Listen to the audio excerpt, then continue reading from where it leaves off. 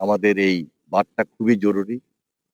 এই বাঁধটা যেন আমরা পার্মানেন্টলি ধরে রাখতে পারি, সেটা হলো আমাদের একটা লক্ষ্য।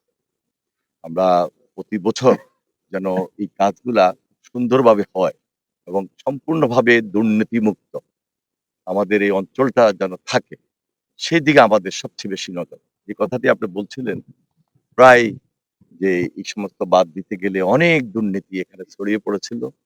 এটা যেন ভবিষ্যতে না হয়, সেখানে আমরা জিরো টলারেন্স নিয়ে আসার চেষ্টা করছি।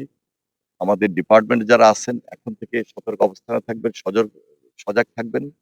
আর দুর্নীতিমুক্ত যেন থাকে সেজন্য আমাদের এই অঞ্চলের যারা সাধারণ মানুষ আছেন, তারা খুব সচেতন এবং তাদের মাধ্যমে এই কমিটিগুলা হয়। তাদেরকে সাপোর্ট দেওয়ার জন্য আমাদের রাজনৈতিক যারা নেতৃবৃন্দ আছেন, দায়িত্বশীল যারা আছেন, বিশেষ করে মাননীয় সংসদ সদস্য এবং কর্মকর্তা কর্মচারীবৃন্দ সবাই মিলে সজাগ এবং সতর্ক থাকলে আমার বিশ্বাস আমাদের এই মহতী উদ্যোগ কেউ দুর্নীতির কারণে থেমে পড়বে না এবং দুর্নীতির কারণে আমাদের যেন বদনাম না হয় সেদিকে আমরা সবচেয়ে বেশি সতর্ক এবং সজাগ থাকবো। এজন্য সকলের সহযোগিতা প্রয়োজন। আরেকদিকে এখানে অনেকগুলা ডুবন্ত বাঁধ আছে।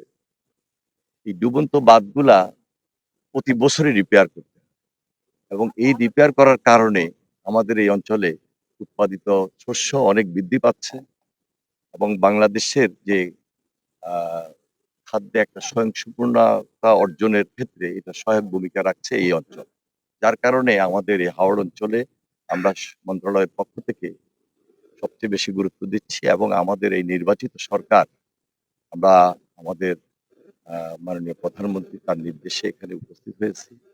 তিনি সবসময় খোঁজখবর রাখছেন এবং আমরা দায়িত্ব নিয়েই আজকে মানুষের পাশে দাঁড়িয়েছি।